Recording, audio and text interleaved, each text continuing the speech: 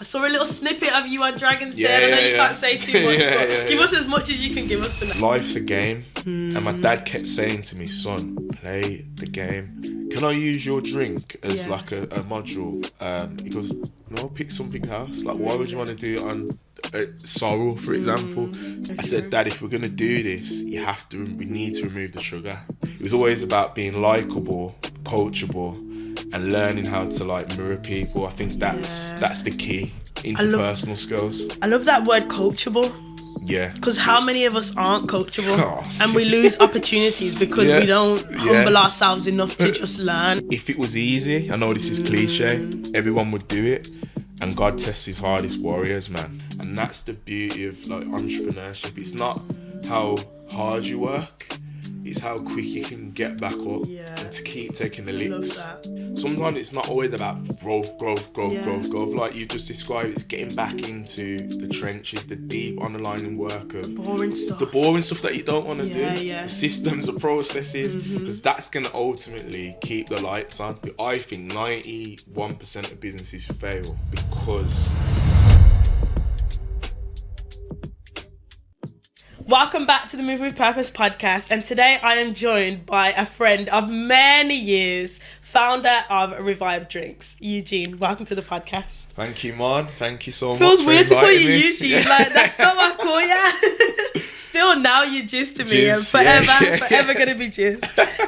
I like to start with a bit of an icebreaker that allows me to get to know you more. The game's called Move With This or That. Okay. So I will ask you, the first one is move with motivation or discipline? Discipline. Move with a mentor or without? Mentor. Move with your gut or with the data? Data. That's interesting. Why? Because I often operate off like emotion and passion. Yeah. And I think the field that I'm in, a lot of decisions have to be made via data driven by market share, by market statistics. So it's finding a balance, but my sort of preconceived notion to the answer was data, because that's what I'm constantly observing. Yeah, wicked. Move with a team or move with solo focus? Team, 100%. I'm learning that, Move with faith or with a plan? Faith, definitely. You're gonna like this one. Sorry, carry on. No, definitely. You if you don't plan, you plan to fail. But I think sometimes when you just move with faith, purpose, you can find a way through. Yeah. It might be in maybe a chaotic manner, but you always get to that destination as long as you have determination and move with faith. That's what I think. Nice. Yeah. You're gonna like this one. Move with your dad's advice or your own instinct? My own instinct. Oh, okay. For sure. Can't wait to dig into that later a bit more as well. And then lastly, move slow and steady or fast and bold? Slow and steady. What has moving like that cost you though? I suppose revenue. Because if you're not moving at a faster pace, I suppose you kind of plateau to a certain level. Slow and steady means that you're not making rash decisions. You can make iterations as you go along in whatever field you're in. And the fact that I am a solo founder without a team, by default I've had to move slow and steady rather than trying to hire people, making sure we fix the bottom line of the business. And having a multifaceted approach means that you, across sales, marketing, operations, finance, it means you have to move at a steadier approach and admin in that bucket as well. But I'd say revenue potential is what's cost the business. So many gems going to come out of today's podcast. I can't wait to get talking. I'm going to take you back a little bit though. I'd like you to take us back to the beginning of your childhood when you first had the instinct that you might be an entrepreneur. Yeah, the first time was when I watched Dragon's Den, like a lot of founders. And I watched the show growing up with my dad, and I seen the likes of Levi Roots, Reggie Yates on TV, Sir Trevor McDonald. So like these three figures, black figures, were ones that I looked up to from like entertainment, media, news, and of course Levi Roots. So that's when I first discovered it at the age of 12. And then my dad, from a young age, used to instill in me like, you need to create your own destiny. Yeah. You need to learn to play the game, and that was fixated in me from a young age. As you know, in our culture, you have to work twice as hard. You know, nothing's gonna come easy. So yeah, it was at that age really where I discovered entrepreneurship, and I always just wanted to go on Dragon's Den or be, to be fair, like Levi. Okay. Even though the pitch was what the pitch was with his guitar and iconic, stuff. Right? Yeah, it was iconic, right? 2007. So for me, that was the moment where I thought, yeah, entrepreneurship, from my dad's advice, and then what the sort of figures on television at the time. What kind of father was he growing up? Very supportive, very, very fortunate, very supportive, very stern sometimes, where, you know, they say that sort of mantra, tough love approach. He was very much hard. You must go to school, you must do your homework. He wouldn't let me leave the table without me finishing my homework. Yeah. And there was often, sometimes, I'd say like friction growing up slightly, because I think at a young age, your brain, your vortex doesn't pick up at the time. It can't distinguish between like an adult and someone your own age. So sometimes it may have felt, oh, he's being harsh on me, he's picking on me. But as you grow up, you realise they were for those reasons. And I think having a father figure around for me is super, super, super important. And that can come in any forms, right? Not just a father. It could be a stepfather. It could be an uncle. Yeah. It could be an older brother. It could be older cousin. I think that sort of male influence in any shape or form, it's helped me turn into the man I am. But yeah, I'd say element of being strict, stern, loving, leading, and seeing a loving sort of dynamics in my family. But he was, at a young age, he was away quite a bit. Okay. So I feel our relationship progressed when I was about, I'd say, 10. Right. I'm sure my dad won't mind saying this, but he used to work away, and I remember I must have said to him, like, who are you, or something like that when I was younger. And I think that was the moment where he was like, I can't work away anymore. And then my sister as well was giving trouble, all these things. So yeah, a combination of being stern, loving, setting a role model approach, and creating that camaraderie within the family. Yeah.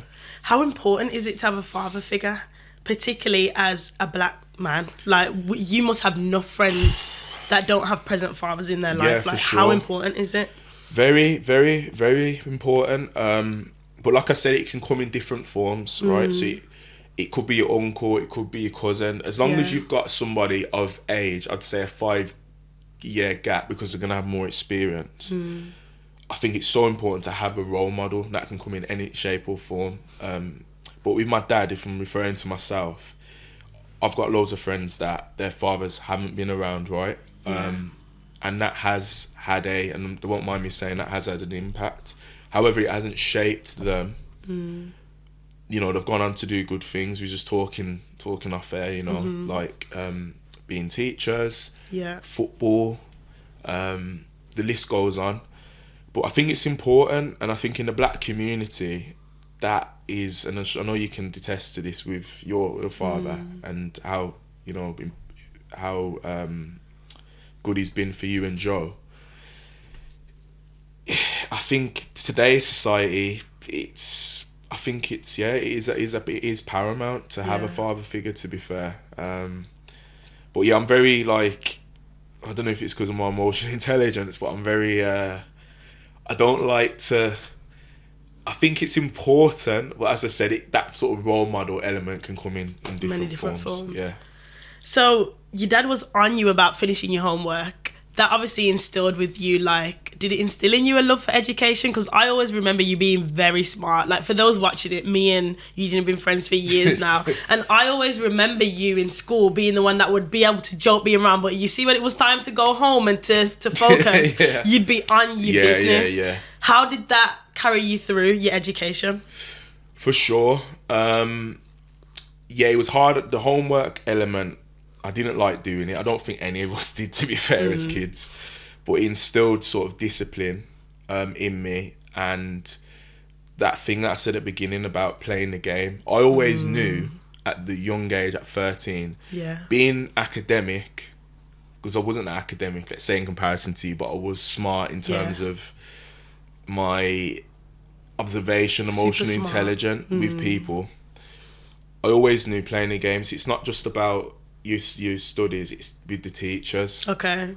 I know there's this sort of asterisk, teacher's pet. Not like that, but allowing the teachers to like you enough that they're probably going to let you get away with talking in class, or they're probably going to let you get away with... If they're looking at marking your exams and they can't see your name, they can see your code, but they'll recognise your handwriting. Oh, that's Eugene. He's made a bit of a spelling mistake there, but you know what, I like him. You were super likeable, right? Yeah. But this is... I think that's the gem. Like, life's a game. And my dad kept saying to me, son, play the game. Whenever I get told off by teachers, just play the game. What did he mean by that? Like, life's a game. I think if you look at... We're fortunate, right? If you look at our parents and our grandparents that have been around, it was 10 times harder for them. 10 times harder. So if you imagine, like, Janice, my dad, all the setbacks that they've had, you know, back in the 80s, back in the 90s, going into maybe some corporate roles, they would be like one of few black people. So you have to learn how to navigate them scenarios. Doesn't mean you keep your sort of authenticity in your culture, but you may have to play the game, mirror people, for sure, mirror language, all these things. So he was just transcending what he learned from corporates down to me at such a grassroots level in school, learning how to play the game.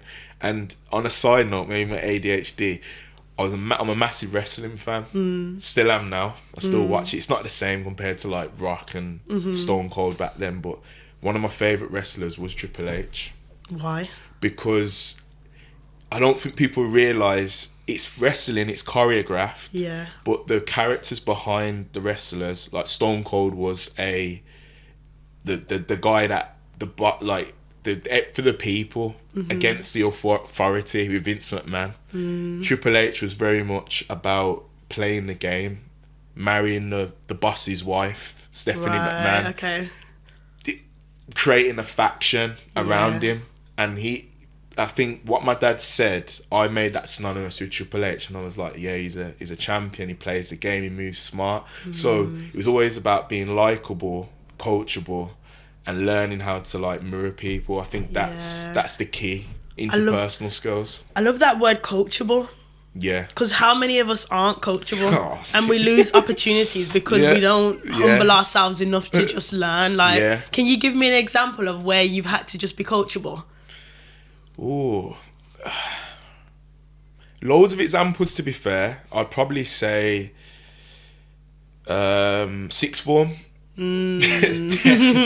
Definitely, because that gap between secondary school and then going into sixth form, where you kind of get the independence, you don't have to go to all the lessons if you don't want to, like college.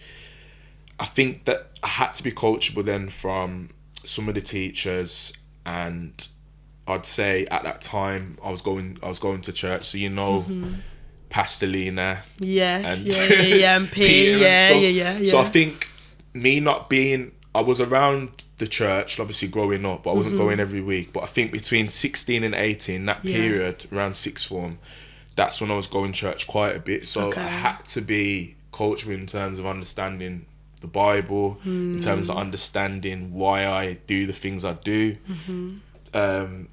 Your core, like what makes me tick, what my drivers are, and also having grace and not being too, I think that's when I learned not being too hard on myself. Because as my dad was hard on me, and it's all about playing the game, sometimes It's all right. Give yourself grace and be present, man. It's not. You don't need to be on 24/7. So I think that period between sixth form and obviously being in the church was when I learned how to be coachable and probably improved my emotional intelligence as well.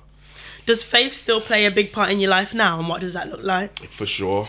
Yo, without God, man, I don't know what. I pray every day. I listen to gospel music, probably not as much. So if I'm going on like long drives, my personal opinion is, and we'll talk about this, God's home doesn't necessarily have to be in the church. Absolutely. You can worship in the car, you can worship at home, you can worship in the gym. Absolutely, yeah. Just before you're about to go for a busy pitch or meeting, walking in here, loads of things, right? So I try and incorporate my faith in everything I do. So it plays a huge part because there's going to be days, even when you're moving with faith and purpose, where you're going to be doubting yourself, where you're going to be sitting there thinking, is it worth it? But then you have to sort of pull yourself back together and always tell yourself, if it was easy, I know this is cliche, everyone would do it. And God tests his hardest warriors, man. Yeah, absolutely. And it's about being adaptable, coachable, as I said, and trying to see the positives in things and looking backwards. Because I think when you're a person of purpose and faith and ambition, you tend to just look forward. What's the next goalpost? What we were talking about down there, right? So, but then you got to look back and think, hold on, been doing this for 13 years. Look what you've created. Look at the infrastructure you've done at Eloquence. Like, look what I've done over the past 5 years. The money side of things probably isn't where, as I said at the beginning, where we need it to be. Yeah. And, you know, for your aspirations. But I'm a firm believer, man. It's a marathon, not a sprint. So faith plays a huge part. Did you grow up in the church? I'd say so. More my sister, but between 16 to 18, Pastor Lean and Pastor Peter had a massive influence on me, man. Massive. Like I'd say that's what gave me grace and made me like open up my sort of frontal vortex to the world. And would you say that's when you found God for yourself? Yeah, that was right. Okay. Because I know you're saying I was intelligent, but I was a bit mischievous at school, and that. I was a bit cheeky, getting involved in badness and stuff like that. So again, you're young, you can give yourself, that is what it is. But I think that sort of pivotal point between 16 and 18 is when I came closer to God, man, and I thought, you know what, this is it, man. I'm locked in. Have you ever given your life to God? Have you been baptized? Never. It's coming. Guys, it's coming. Need to be fair. I need to. It's easy to listen. We're all busy individuals, and there's excuses and stuff like that. But I think it's so important. And the more I'm moving, and I think the more you get blessed with opportunities, absolutely, you kind of feel guilty, and you think, hang on, that's the least I could do. I'm worshipping you and showing grace every day. That's the least I could do. And it's almost like a newborn version of yourself. So imagine you can take yourself to another level. If you allowing it. Yeah. If you allow. So I do know, yeah. It's just action in it. Yeah, it's action in it. So if any pastors watching this, don't begrudge me or anything, but yeah. Do you go to church at the moment? I'm going to tell you something. I haven't stepped foot in the church since... if we're talking like worship... Yeah. I've been like christenings and things like that and funerals, sadly. If we're talking like actual worship, I think 2021. You're joking? Why? What's keeping you from it? That is a good point. I think that is a very good point. I think like it goes back to what I was saying at the beginning, which is when I'm running off adrenaline 24/7. So I'm kind of putting the business, I'd say, if I'm going to be transparent, first before family, before everything. And that's why I asked you offline, how are you coping with that? How do you navigate that? Because I don't want to be like that, but it's not an excuse. But because I'm putting so much into it, and I'm driving up and down the country, I'm probably putting off, I'm sure we'll go on to this, relationships with people, friendships, going out, all these things. I'm not interested. TV as well. It's got to that extreme. Yeah. So I've been doing that over the past like 5 years. And I think I'm learning now to sort of deregulate. I've started getting into a bit of like mindfulness, like meditation and stuff. To switch off. To recalibrate and control my nervous system. Yeah. And when I'm in that space of calm, that's when I'm like, I need to go to church. When I'm running off adrenaline 24/7. It's not even a thought. Yeah. So that's something I need to like reevaluate and do for sure. Do you know what's interesting? I got baptized at 17, as you know, gave my life to God. And then Eloquent was born out of that. Went on a trajectory of building Eloquent for the next couple of years, and then Eloquent became the God. So what was interesting is, even though it was the Lord that gave us the vision for the thing, I then made the business above him. And geez, let me tell you, there's been some situations in this entrepreneurial walk where I've gone, Lord, where are you? Where are you? That's what I'm saying. Where you at, man? And everyone sees the glossy parts, but you see those moments where it's hard in the trenches. And it's like, are we going to make payroll this month? Like, what does the runway look like for the next 6 months? Those that are running businesses know you need to look at your runway. All of these questions have been absolutely pivotal and going, God, where are you in it? And God answered me one time and he was like, you worked me out of it. Like, man, you worked me out of it. So the same way you worked me out of it, it's time to work me back into it. And I had a whole remodeling of my lifestyle. Having kids played into this, getting married, but rewiring what it looks like to move with purpose in business. Still be ambitious, still want to get to your goals, but I can't worship this business because this business ain't gonna worship me. It's beating you down, this business ain't gonna worship me. And you know what? I can echo that sentiment. My sister, she's woman of faith. She lives in Atlanta, Georgia, right? She's 43, so there's an age difference. And I can't lie, she's going to cost me for this. I'm going to send her this podcast, what she's saying. Bro, I speak to her maybe once a month or something. Yeah. When you go in church, bro, when you're going to give your life to God. Because she said, all the pain you're going through now, there's one simple answer. You can't move alone by yourself. You need to just allow God to come in. You're locking him out. You're moving off too much adrenaline. So that point you've said there is so true, because that's the point I think I'm at now, to be fair. I can't lie. And you know what's interesting? The adrenaline is good because we need it, especially when you're pitching for investment and you're the founder and the leader of the thing. You need adrenaline to galvanize teams and build. But sometimes it's not enough. No, it's not. You see, when burnout licked me, the adrenaline weren't there. So now I need Jesus. Because burnout's real. And when that burnout licks, I can't muster up adrenaline to carry on. But what's been beautiful is I've seen God move in boardrooms.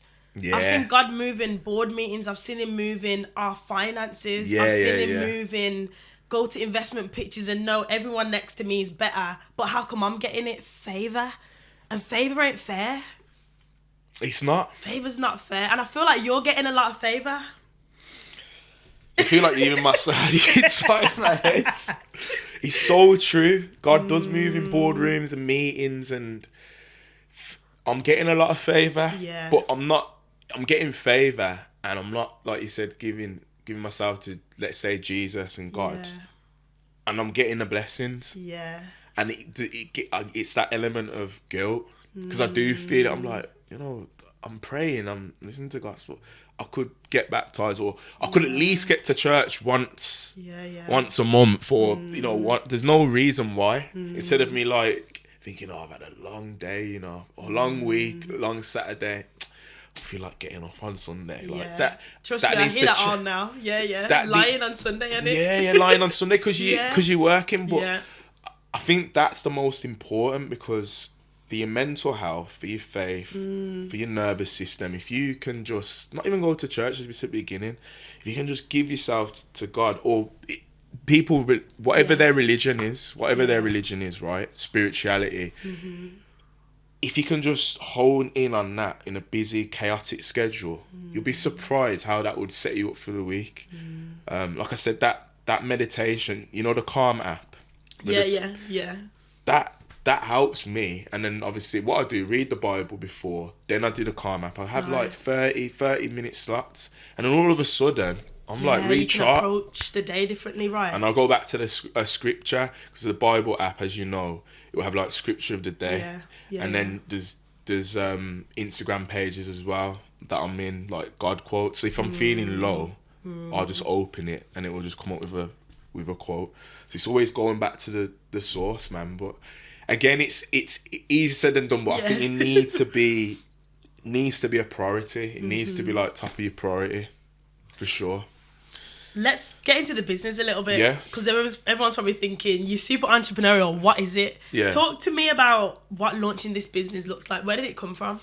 Yeah, so started watching my dad make hibiscus, which we call in our community sorrel. Okay, yeah. In Africa, it's called zobo. In South America, it's called rosella. So it's a petal. It's a plant.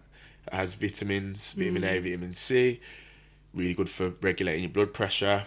Really, really, really popular. You often see in infused teas, but our version, sorrel, is made with a lot of sugar. As you know, enough sugar. So I see my dad, every auntie, grandma, etc. would make sorrel in the black community, but I see my dad give it to friends and family. Then went on to university and studied business management and entrepreneurship. So I actually studied what I've got myself, which is rare, to be fair. Yeah, very rare. Don't ask me why I studied entrepreneurship, but and then there was a module basically, and you had to create your own like business concept in first year, and I wanted to use my dad's drink. Okay. So I said it to him. I said, "Can I use your drink as like a module?" He goes, "No, pick something else. Like, why would you want to do it on sorrel, for example? Do something that's gonna be related to corporates or tech or something like that." Right. Dismissed it. Every Christmas, as you know, I used to go back from uni, I used to drink my dad's drink, and then fast forward post graduation, I went traveling around Southeast Asia. Wow. And then backpacked, got off the plane, and then I seen Rosella. And then I seen my dad like a bit of sorrel. So I was like, I said to him, I was like, "Rosella, what's that?" He goes, "Hibiscus." And then the guy behind the bar educated me. He was like, "In the Caribbean, you guys say sorrel." So I said, "Okay." So then that was a sort of euphoric moment. I was like, okay. I brought a little book with me, a book of ideas, because I knew I was traveling for 6 months, and I could, you know, when I talk about giving grace, being present, and being able to think. So I was writing ideas, called my dad and said, "Dad, you know the drink I was telling you to start? It's in Southeast Asia. It's called Rosella." He goes, "Son, don't worry about it. Just travel. Focus on your travel. Just focus on your travel. The same things." I'm like, what? So then, fast forward lockdown. That's when basically I knocked on my dad's door, and then the third time I was like, "Listen, Dad, I know you said at uni and then traveling to just focus. I think now's the time." Lockdown, COVID. People are being a lot more health conscious. I said, "Dad, if we're gonna do this, we need to remove the sugar." Right. That was very conscious. Plant-based diets are on the rise post-COVID. People being a lot more conscious with what they're putting in their body. So what we did is we started off making sorrel without the sugar in the kitchen, and then went from the kitchen to the factory, and then there's more parts to it as well, but that's the sort of crux of how the idea came about. What was the market reaction like to it without the sugar?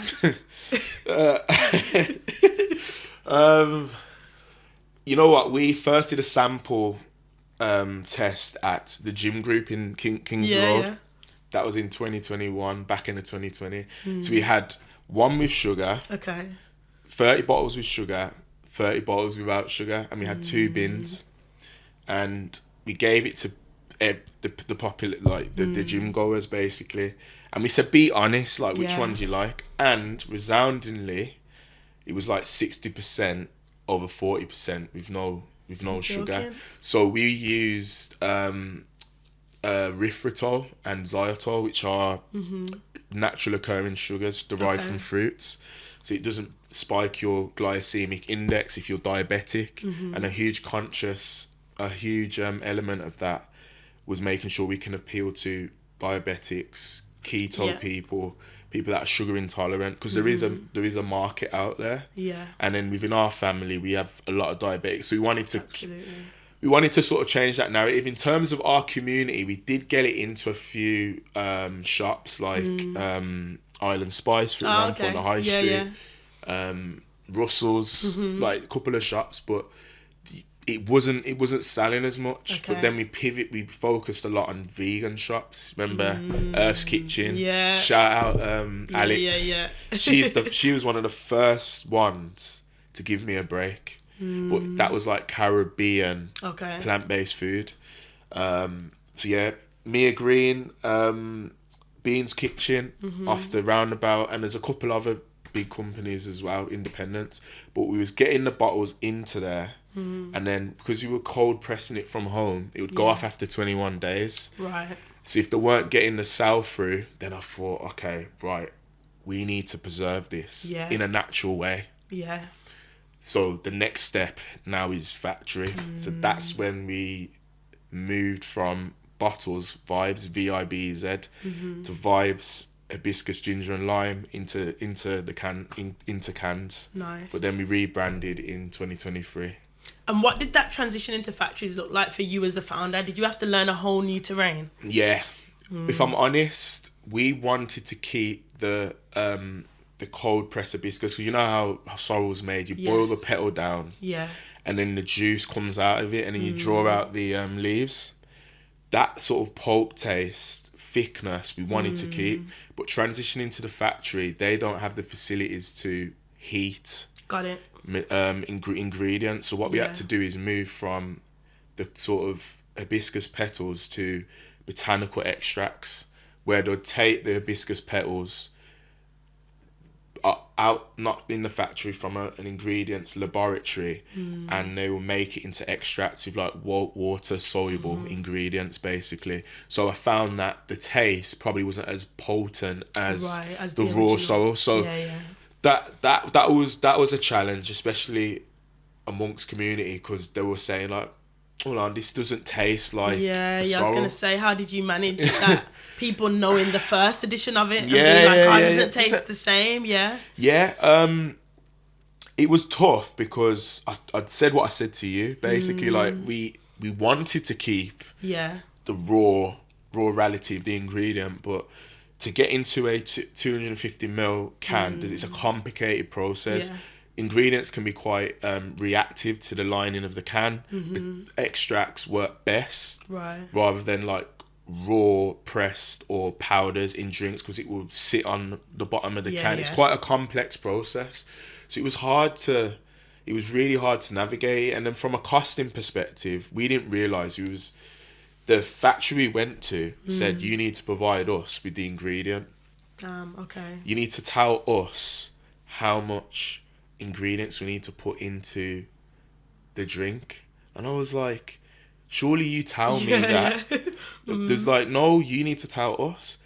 So I was like, okay. So me and my dad just got a Pyrex dish. We got all the ingredients, the botanical extracts, and we had you know those, you know, what you use in science, the plastic syringe, pellets, just pouring in and then filling it with water, pouring in. Get us, you know, like a soda stream, like put it into a soda stream. So it was kind of like guesswork. And then we sent the ingredients off to them, and then they came back. I said, we need help, like we don't know what the true unit cost is. Can you just tell us? So the cost for us to produce the can, including the can label and the liquid, was at the time, I think it was quite high, like 60p. And then our ingredients were like 40p. So then our unit cost was £1. £1.10 to be precise. And then I thought, oh no, basically that's way too high. So just for context, most wholesalers throughout the UK and retailers would buy your product under £1. Okay. So we completely wiped ourselves. So the only market we had was your independence, where they'll buy it off us for like 150, and then they'd sell it for £3 or £2. But for ready to drink cans, it needs to be sitting at around 199 or 250. So that was painful because it's a lot of guesswork. But the euphoric moment was the Sainsbury's fry program. Wow. That's when God came in, man. Like when I needed him the most, definitely. How did you find that opportunity? So, post lockdown, you started to see a lot of independents close down. So what I was doing is going out to Birmingham, local independent shops, coffee shops, vegan shops, and around 2021, 2022, you started to find a lot of them closing down because of the impact and cost rising post-COVID.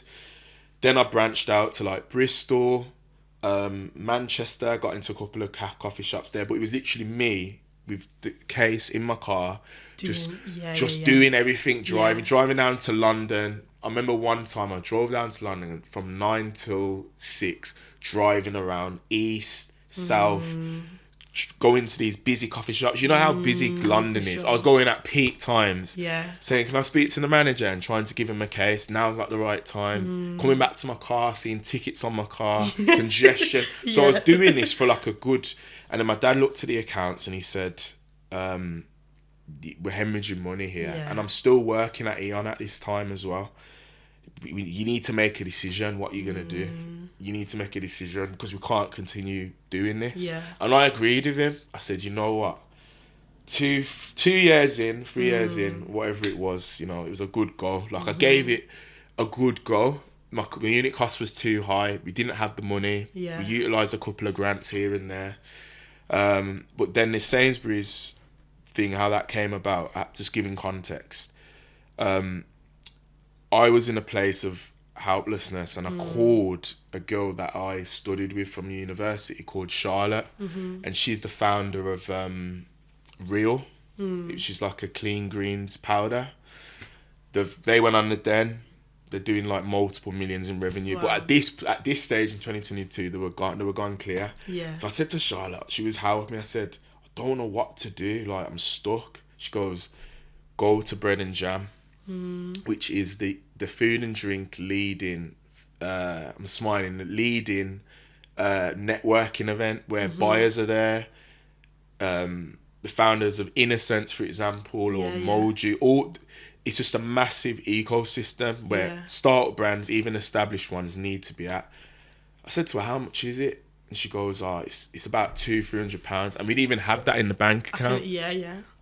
So I was like, Am I going? So she goes, I think you should go and apply for retailers. Even though I knew at that stage, like the margins were really, really high. I thought, you know what, I'm going to just, when you just throw anything at the wall. So I applied for 20 retailers, you name it, like Sainsbury's, Co-op, all of them. So you submit your application online, you pay for your ticket, and you can submit a separate form to pitch to these companies. And didn't get none of that, not one pitch, not one-to-one with a buyer. And I was beat up, and my dad was like, you've paid for it, go, but don't spend too long there, kind of thing. So I went down to London, stayed in a house above a chicken shop. I think it cost like £60 for 2 nights. Because the budget Airbnb for 2 nights. And then I just wanted to get feedback on where I went wrong on the pitch, right? So there's me with my little A4 piece of paper, just fresh, raw in this game. And I see a consultancy stand, and it said, do you need feedback on your pitch, or do you need do you need help, basically? And I looked at it and I said, I'm crying out for help right now, man. But then I went to the stand now, and they're like, it's £50. Oh, okay. So I'm like, step back again. So then I've called my dad, and I'm like, Dad, I need feedback. I need feedback. Because how much is it? I said 50. come on, we're spending money with doing this. Draining our cash. I said, listen, I'll use because I was working, Yeah, I use yeah. my own money, right? So I paid it anyway. And then the guy said, hurry up and pay.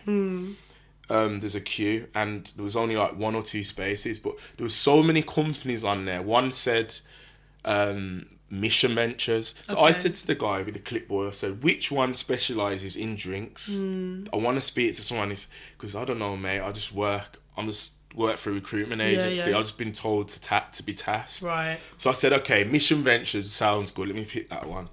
Anyway, sit down with these consultants, and this is how the Fry thing come about. Sit down with these consultants, and they're basically ripping into the products. They're like, vibes, VIBZ, it sounds too it sounds too millennial, it's colloquial, the branding's off, your positioning in terms of where the ingredients are, you can't even read what it says. Your unit cost is too high, as I alluded to, all these things. But I was just, when it goes back to what we were saying at the beginning, coachable. Yeah. Are you just taking this feedback, soaking it up? I was like, yeah, you know what, interesting. You're right. I'm willing to make changes. So I just active listening. So I listened. Anyway, I've got up out my chair, and remember this man, Nigel, middle-aged man, and he goes, Eugene, can you come back? So I've got up off my chair. He goes, Eugene, can you come back? He goes, you know what? We've been sat here like listening to you, and we can see your passion, and you was listening. But he goes, I've got an opportunity for you. You need to come and find me tomorrow. I can't say anything now. I'm under embargo, but please come and find me tomorrow. Yeah. So there I was. Going back to the house above the chicken shop, pacing up and down. I kid you not, I got this is no exaggeration. Got on my knees and prayed. I was just like, please, like, Lord, whatever this opportunity is, I just hope it's a needle mover. Like, I just need a break, because if I walked out of there, I think after that day, I probably would have stopped. You would have been like, sack it off. Yeah. So anyway, I've gone back the next day, processed it all. I'm searching for this man, like, where is he? Where is he? Where is he? Where is he, Nigel? Where is he? And then his colleague that was next to him on the when I was on the table when they were speaking to me, she goes, "Have you not spoken to Nigel yet?" I said, "No, I've been looking for him." She goes, "Have you not heard the news?" I said, "No." She goes, "For the first time ever, Sainsbury's are investing £1 million into this program, into black entrepreneurs, and we want you to be, and we're facilitating it." Damn. So I was like, "Are you being serious?" And she goes, yeah. But she said, "Listen, it's an application process. You have to go through it." So that's how it came about. And then, funny enough, the next day, I stayed in London. Because I was working, I flew out to Malta, a solo trip for 5 days, because I just needed a break. Yeah. And I remember, like, the last day, and I was like, right, when I come back to the UK and I've got to do this, I'm going to go all in. It's goal time. I needed to recharge my battery, so I did. And then, there's like 1,000 applicants, and I got down to like the final 8. Wow. And the branding which you see today in front of you here, is Sainsbury's. It was a 16-week program. They helped us to become retail ready. They got our unit cost down from £1.10 to, without saying what it is now. Got us a better manufacturer, supported us on the rebrand. So that was the real life. Funded too. You didn't have to pay for any of this. No. Proper. Without if I'm honest, and that's what I say to a lot of founders who are starting out in the drinks game, it is very, unless you have the capital, it's very very tough to get off the ground. I was blessed in that regard to have that sort of moment, but I also think I was blessed and put myself in that position because I was willing to do the hard yards. I was willing to drive down to London and get rejected. I was willing to knock on doors. I was willing 100%. To be relentless, even if I sold like a can. So I was sort of reaping what I sowed. I just couldn't see couldn't see until it that yet. point, and then God obviously revealed it to me. So that's what I'd say, man. So that's how the Sainsbury's thing came about. There's something powerful as well about being in the room. Because if you weren't in the room and you didn't meet this Nigel, he wouldn't have been able to tell you to come back the next day to link up with the person next to him to tell you, yo, Sainsbury's are backing back founders. Yeah. So there's something powerful about being in the room. And I know Emma Greed's going viral at the minute because she's been talking about like not working from home and getting in spaces. Yeah. So true. And how much is that like spot on? Like there's certain things you can't do from home. You gotta get in the room, man, and be visible. No, I concur. There's this thing of like, I believe wholeheartedly in like serendipity, which is you create. You know when people say you create your own luck. Yeah. I subscribe to that. Yeah. Like being in the room, like everything I've done so far, even if I don't know. So, for example, Emma Greed, I know you can't make it, but you're probably not going there, because me and you are similar. I'm not really going there to think, okay, I'm going to chat to this person. Just being in the room, being present, showing your interpersonal skills. Because, if I didn't go to Bread and Jam, if I listened to my dad and he was like, son, I'm not sure, but I listened to Charlotte. Yeah. She told me, go there. And I weren't going to go, and I got rejected from that. So I think it's about being knocked back several times. You've just got to get back on the horse, man. That's what it's about. And that's the beauty of like entrepreneurship. It's not how hard you work, it's how quick you can get back up and to keep taking the licks. Love that. Literally. How many times have you not listened to your dad and it's gone in your favour? Having that father and son relationship. You know what? I know he's probably watched this. He's right about 9 times out of 10. Yeah. Like, he's right majority of the time, if I'm honest. Like majority, and he's a very wise man. He's a very, very wise man. I think he comes from a good place when it comes to like maybe not going Bread and Jam because of the money. He's very practical. Yeah. It's got to make sense on paper. It's got to make sense on paper. He's looking at every little line. Petrol, you spent this amount here, but you need that, right, to keep you in check, right? You need that to keep you in check. So he's very fundamental in terms of like how I operate, because I'm a high performer, but sometimes he brings me back to down to earth to say you can't do everything. You do this and this, and his role is operations and finance, mine's sales and marketing, and kind of the face of the brand as well, and my dad, but I'm a bit more front in with it. But I think my dad's advice is super important, and I wouldn't, to answer your question, I wouldn't necessarily say he's that I've done something where I haven't listened to him and it's gone wrong. I've 9 times out of 10 I listened to him. See, 9 times out of 10, me and Jan don't have that harmony. It's really interesting. Like 9 times out of 10, my opinion is X and hers is Y. But you're both strong-headed. Yeah, super strong-headed. But we found a way to marry that so that we meet. We've been working together for years now. I wouldn't work with many other people. Like there's a beauty in working with family. You trust them. What would you say? Like, is it ideas? Because I'll say my dad, like, sometimes ideas we clash on. Oh, all the time. It's more like how the direction of how we want Instagram to look, or it's more like intricate. Is it the same with you? Very similar. Like, I'm the ideas bank. Yeah. I'm the ideas bank. Like, I'm never short of ideas. Yeah. And then Jan's the practical lens. Yeah. And obviously years of experience working in corporate, it's like, okay, these ideas sound great, but which ones actually have we got the capital to push forward on? And how's this going to work practically? Like, I'm such a big vision thinker. I miss detail. Whereas Jan is all about the detail.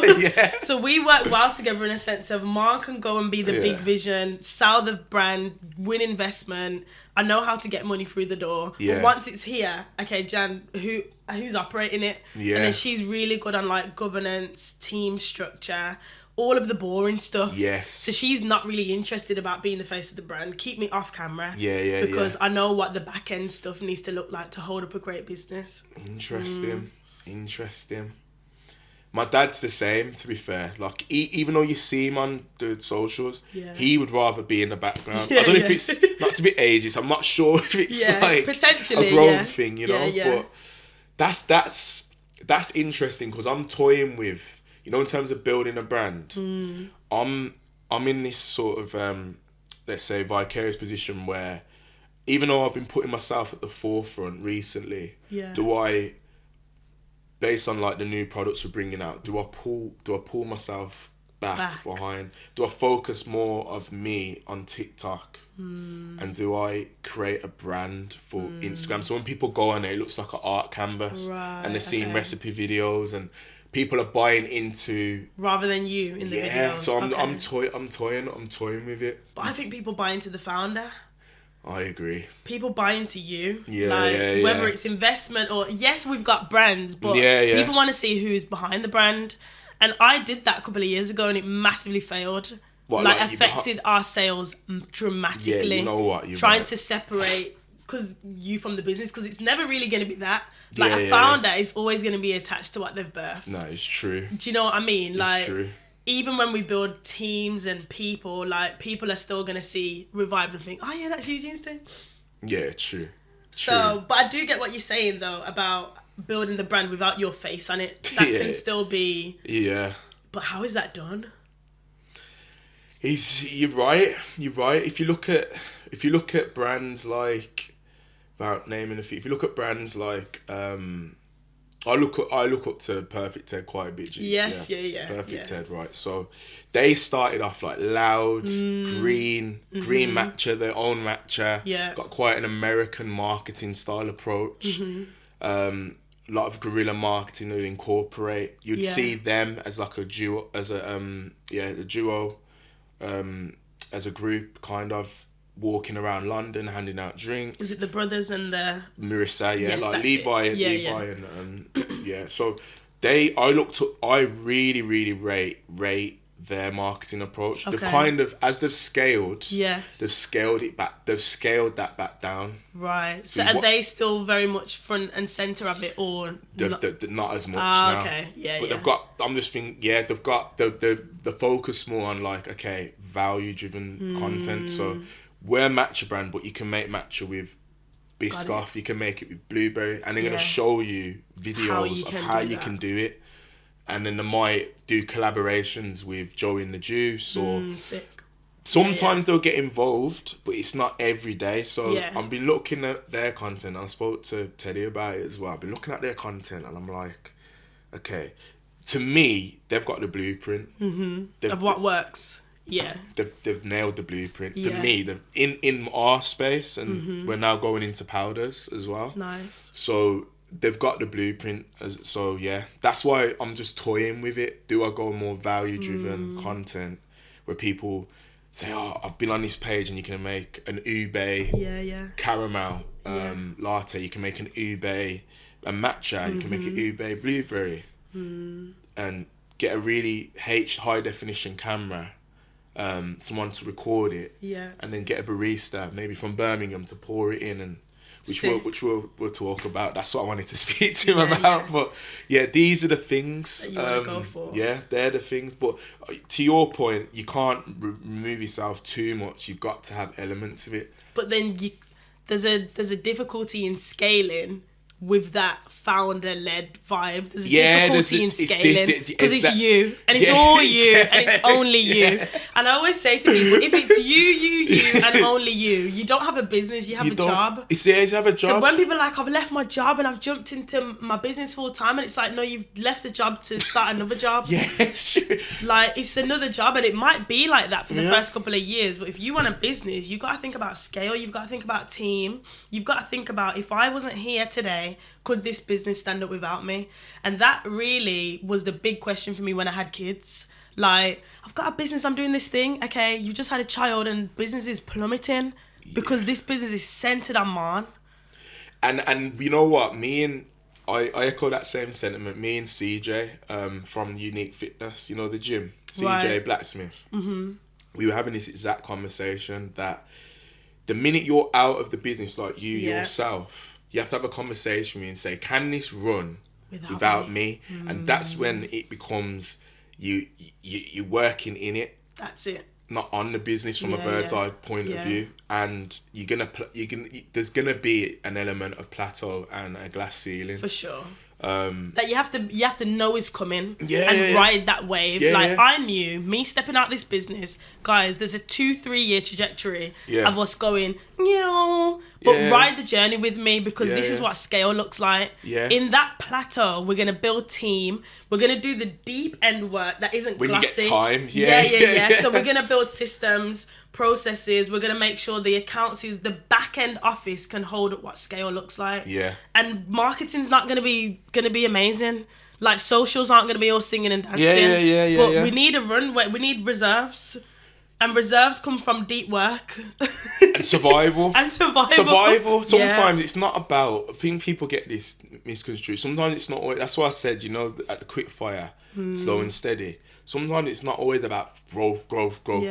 Like you just described, it's getting back into the trenches, the deep underlying work of... The boring stuff. The boring stuff that you don't want to do. Yeah. The systems, the processes. Because that's going to ultimately keep the lights on. This is it. And you know what's been like pivotal for us? I'd say I went back to do a lot of that work about 18 months ago. Interesting. And it was boring and it was gritty and there weren't all these fancy programs and projects happening. Yeah. But when I went back in for investment now, people were like, okay, you came in 3 years ago and your back end was rubbish. We went for a NatWest investment about 4 years ago. I just had my first child, and NatWest said to me, your back end's whack. Needs a clean up, Romana. Like, you as a founder will back you all day long, super passionate, driven, but that back office, governance, a board, finances, admin, please go and sort that out. So I went to sort it out, went back in for investment last year. I was like, guys, I'm back. I did the deep work, and they were like, okay, cool. Here's 50 grand. Lovely. So it's like a journey of like the boring stuff pays off when you plant those seeds. It's not nice when you're doing it, but ride the wave of the boring stuff. I think that if we're going to get this out, the main message, it's true. Because the boring stuff is what essentially has moved the needle. As you just described, if you didn't do the back office governance... Peak, you wouldn't have got that 50k from NatWest. This is it. And sometimes, but you're coachable. Because you could have... A lot of people in your scenario would have been like, I ain't doing that. And I was vexed, Let me tell you, I was vexed. I was crushed. Sat this eloquent Lowy. I'm going back to teaching full time. I was crushed. But then you have to put pride aside. And be like, nah, but it's true. Our back office is messy. I'll be very candid. Ours is like that situation, the government and whatever. My dad is, to be fair, on top of a lot of it, but we need to make some tweaks to it. It's not perfect, but I think, it's just being coachable, adaptable. I love the word adaptability, man. Because I think, I'm going off topic, I think 91% of businesses fail because they don't either adapt quick enough to the market or getting advice and taking it on board. I don't think it's their service or product. I think it's down to adaptability and coachability. Agile, you got to be agile. You got to be able to move quick. And that's why we're now, which we're going to, is moving into the powder, because when we spoke down there about plateauing and ceilings. When you get to that ceiling, it's like, okay, cool, what's the next thing that's gonna, and like you say, riding the wave until that real inflection point comes. What's next for Revived and for yourself as well? I saw a little snippet of you on Dragon's Den. I know you can't say too much, but give us as much as you can give us for now. So I can say, because you've asked, but it's airing in August. Wow. End of August, start of September. That's the real inflection point, I believe, because 3 million people, between 3 to 6 million in the UK watch it. The next thing really, as we talked about, is that adaptability piece. So we have 3 cans, sparkling water, superfood infused waters, and now pivoting into powders, which are higher growth, higher margins. So we're going to use the cans as a entry point into the brand, so a lower offering. And then the powders at $14.99 and $19.99. and create an holistic wellness brand. So we're no longer just going to be known as just like what you're doing with Eloquence. Yeah. You can't just be Eloquence Dance. You're Eloquence as a ecosystem. So creating an ecosystem. From what you do with Eloquence, you can do merch. You can do loads. You can do communities. You can do collaborations. You can do podcasts like you're doing now. So it's just about learning to be agile, pivot, and look at the bottom line. Always try and look at the bottom line, because in drinks it's very, very difficult. Even some of the bigger brands are losing money in the can space. So when you see big challenger brands like that losing money, that's a sign where you've got to be able to adapt. And so important to have mentors in your corner, and as you said, a board that have been there and done it. So shout out to Juliet from Grenade Barrett. She's killer. She sold Grenade, as you know, from Birmingham. She's advising me now, and then Juliet from Nixon Kicks. So I've got quite a few people in the corner. And then raising investment is an ongoing thing. But yeah, the Den, very emotional one. Very emotional one. I think it will be a good watch for the nation. It's a mix of, it is a roller coaster literally throughout. I haven't seen the edit, so what you guys see.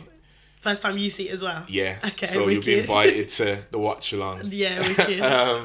So yeah, I'm looking forward to it, because it's just a bit of a weight off your shoulder, really, because you get up to this point. And for me, the Den was like my only, similar to what I described with Sainsbury's.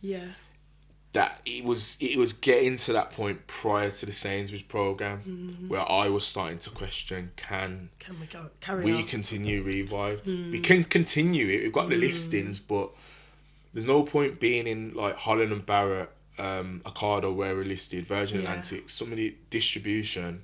Spinneys big names though. Yeah, of course, big names, Spinneys and Waitrose. But if you can't activate, if you don't have like the marketing budget, there's no point, right? So luckily through socials and literally me physically going into store and speaking to Holland and Barrett buyers and building a good relationship. So going back to what I was saying at the beginning with the teachers, playing the game with the buyers, I've been able to stand the test of time, right? Because usually they'll be like, right, what's your budget? I need 50k. Just for marketing? For marketing. Damn. Holland and Barrett may say I may need 50k for the year. Ocado may turn around and say I may need 20k. Tesco's, if you get into a Tesco's, may say I need 100 grand marketing spend in store for banners. That you've just got to put up. Yeah, you got to put up or shut up. Otherwise, they'll replace you somehow. The hardest bit is staying in, not getting. Don't get me wrong, it's hard to get a listing, but it's harder to stay in. Got it. Because without the marketing spend, you're in this sea of other brands. So if you ain't got like a promotion running 6 times a year, if you ain't got the sort of brand presence, or that's why the Den's so important, because all of a sudden it's almost like the dial can change, because people may not know who we are, but when that airs, we've created the ecosystem of Holland and Barrett, Ocado, Sainsbury's. We've been able to just survive on by the scruff of our neck, and we've told them this, the buyers, but all of a sudden those channels now, our sort of rate of sale will go up. So it's just doing the work in the background, but I'd always be ready for it. I would say so. We've now created systems and processes. It's no longer me. Cool. We do have like a bit of a sales team we've outsourced. I'm a firm believer in fractional versus FTE. Absolutely. I'm a big believer in that, because it goes back to being agile, right? So now we've got a sales team that's going to focus on like your corporate offices, your independents, etc. Nice.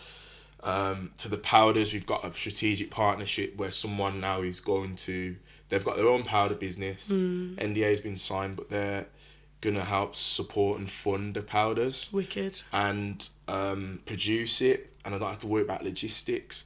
Marketing, we've got a TikTok girl as well. So we're building systems in team. place ready for that sort of inflection point. So Nice. yeah, man, I'm excited. Where can people find you, and then where can people find the brand? Yeah, you can find me in Birmingham. Well, to be fair, I'm hardly here, up and down the country. You can find me _ Eugene Patterson on Instagram. Yeah. And our business, Revibed Drinks, on Instagram and TikTok.